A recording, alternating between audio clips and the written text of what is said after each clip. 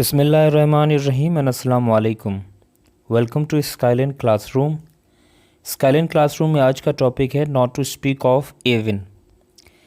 अब देखिए, not to speak of even को हम उर्दू के अंदर कैसे इस्तेमाल करते हैं, वो मुहावरा कैसे बोलते हैं, उसके मुताबिक फिर हम इसको इंग्लिश में भी इस्तेमाल करते हैं। नॉट टू स्पीक ऑफ की मीनिंग है दूर की बात या ज़िक्र ही किया। अब अगर हम बोलते हैं ज़िक्र ही क्या तो वो तो ज़्यादा फॉर्मल हो जाता है ना, तो हम क्या करेंगे, दूर की बात ही रखेंगे इसको।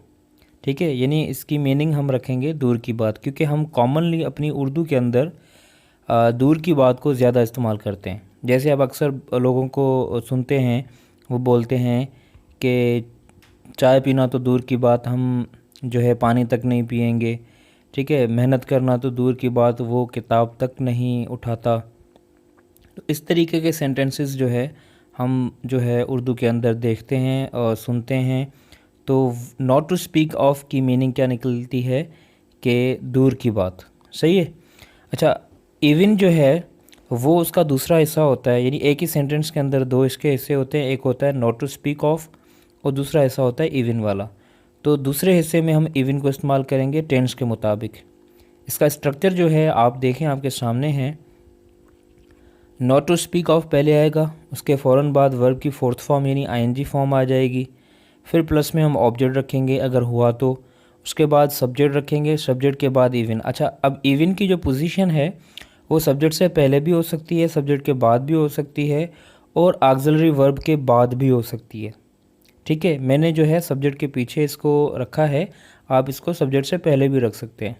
मैं आपको बताऊँगा कैसे सेंटेंसेस के अंदर। उसके बाद अगर प्रेजेंट का जुमला है तो हम डू नॉट लगाएंगे, और अगर पास्ट का जुमला है तो हम डिड नॉट लगाएंगे, और अगर फ्यूचर का जुमला है तो हम विल नॉट लगाएंगे। ठीक है, यानी क्योंकि इवन वाला जो सेंटेंस होगा, यानी दूसरा जो सेंटेंस का हिस्सा होगा, उसके अंदर हम नेगेटिव सेंस शो करेंगे ना, तो वहाँ पर हम डू नॉट को, डिड नॉट को या विल नॉट को इस्तेमाल करेंगे। फिर दोबारा वर्ब की फर्स्ट फॉर्म आएगी और फिर ऑब्जेक्ट आएगा।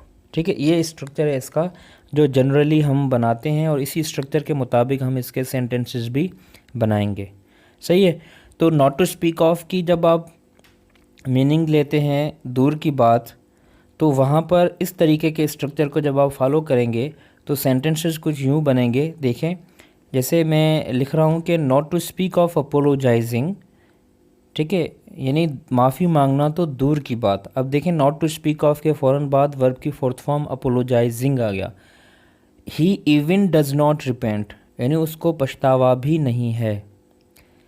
माफ़ी मांगना तो दूर की बात, उसको पछतावा भी नहीं है या वो पछताता भी नहीं है। तो यहाँ पर दूसरा हिस्सा क्या है, he even does not repent, even वाला हिस्सा जिसे हम कह रहे थे। अब इवन जो है वो ही से पहले भी आ सकता है, even he does not repent भी आ सकता है, या he does not even repent भी हो सकता है, यानी डज़ नॉट के बाद भी हम इवन को लगा सकते हैं। तो तीन पोजीशन है इसकी। उसके बाद देखें, not to speak of working hard, यानी मेहनत करना तो दूर की बात, he even does not touch books, यानी वो किताबों को छूता तक नहीं है, हाथ तक नहीं लगाता। तो इसकी मीनिंग हुई, मेहनत करना तो दूर की बात, वो किताबों को हाथ तक नहीं लगाता। सही है। उसके बाद है दूसरा है not to speak of making a call to me, यानी मुझे कॉल करना तो दूर की बात, they even do not write letter, वो ख़त तक नहीं लिखते, वो ख़त भी नहीं लिखते, ऐसे भी बोल सकते हैं हम। कॉल करना तो दूर की बात, वो ख़त भी नहीं लिखते। तो ये नॉट टू स्पीक ऑफ का जो स्ट्रक्चर है वो हम इसी स्ट्रक्चर के मुताबिक ही सेंटेंसेस बना रहे हैं जो ऊपर मैंने लिखा है। अब क्योंकि ये प्रेजेंट के जुमले हैं, प्रेजेंट सिंपल टेंस के हैं, तो हम डू नॉट को या डज नॉट को नेगेटिव सेंस में इस्तेमाल कर रहे हैं।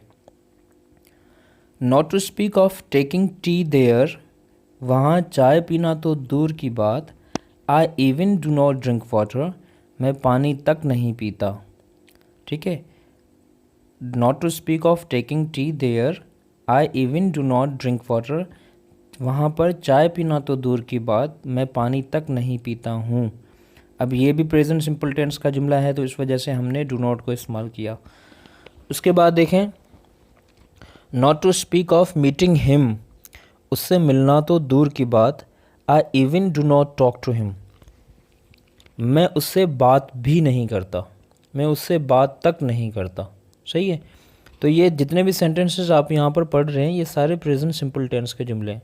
इस वजह से हमने जो दूसरा हिस्सा है वहाँ पर डू नॉट को या डज नॉट को इस्तेमाल किया हुआ है, क्योंकि प्रेजेंट सिंपल टेंस है। अगर ये पास्ट सिंपल टेंस होगा तो उसके मुताबिक हम करेंगे। तो आइए देखते हैं पास्ट सिंपल टेंस के सेंटेंसेस जो बनेंगे नॉट टू स्पीक ऑफ के, वहाँ पर उनकी उर्दू क्या होगी और फिर उनका जो इंग्लिश है स्ट्रक्चर है वो कैसे बनेगा। स्ट्रक्चर तो तकरीबन सेम होगा सिवाय ऑक्सिलरी वर्ब के, जो ऑक्सिलरी वर्ब होगा वो पास्ट में हो जाएगा। Not to speak of driving a car, he even did not ride a bicycle, यानी कार चलाना तो दूर की बात उसने साइकिल भी नहीं चलाई।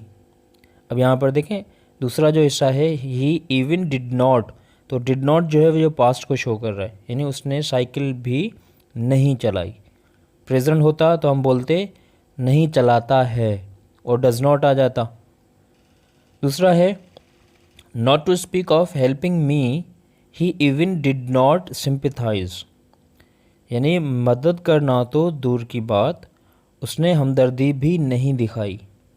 ठीक है, ये भी पास्ट है तो हमने डिड नॉट लगा दिया। उसके बाद है नॉट टू स्पीक ऑफ, यहाँ पर मैंने टू नहीं लगाया, आप लगाएंगे not to speak of teasing him, I even did not take his name, यानी उसे छेड़ना तो दूर की बात मैंने उसका नाम तक नहीं लिया, या उसको तंग करना तो दूर की बात मैंने उसका नाम तक नहीं लिया। तो ये तीनों सेंटेंसेस जो थे वो पास्ट के थे। आइए हम देखते हैं कि फ्यूचर सिंपल टेंस में हम इसको कैसे इस्तेमाल करेंगे। फ्यूचर सिंपल टेंस में भी हम स्ट्रक्चर सेम रखेंगे सिवाय विल नॉट के, जो विल आएगा वो फ्यूचर का आएगा। जैसे not to speak of guiding us, he will not even talk, यानी हमें गाइड करना तो दूर की बात वो हमसे बात भी नहीं करेगा, बात भी नहीं करेगा, क्योंकि फ्यूचर है तो गा गी और गे के जो सिम्टम्स हैं या जो साइंस हैं वो ज़रूर आएंगे। उसके बाद है not to speak of giving up, यानी हार मानना तो दूर की बात, यहाँ पर गिव अप का मतलब है हार मानना। आई will not even think of it, मैं सोचूंगा भी नहीं हारने के बारे में। ऑफ इट का मतलब है हार के बारे में, मैं सोचूंगा भी नहीं। तो not to speak of giving up, I will not even think of it, मैं उसके बारे में हार के बारे में सोचूंगा भी नहीं, हारना तो दूर की बात। अच्छा, उसके बाद है not to speak of doing wrong, he will not even dare to think. ठीक है, गलत करना तो दूर की बात उसमें हिम्मत भी नहीं होगी ऐसा सोचने की। ठीक है, यानी गलत करना तो दूर की बात, गलत सोच करने की जो सोच है उसकी भी उसमें हिम्मत नहीं होगी। तो ये फ्यूचर सिंपल टेंस के जुमले थे जिसमें हमने विल नॉट को इस्तेमाल किया। अब आपने नोट किया होगा कि जितने भी हम सेंटेंसेस बना रहे हैं उसका जो पहला हिस्सा है वो सब में सेम है। जो नॉट टू स्पीक ऑफ के बाद वर्ब की फोर्थ फॉर्म आ रही है ना, ऑब्जेक्ट आ रहा है, तो ये सब में सेम है। चेंजिंग किस में आ रही है, जो दूसरा हिस्सा है सब्जेक्ट के बाद वाला यानी इवन वाला, तो हम वहाँ पर जो है चेंजिंग कर रहे हैं।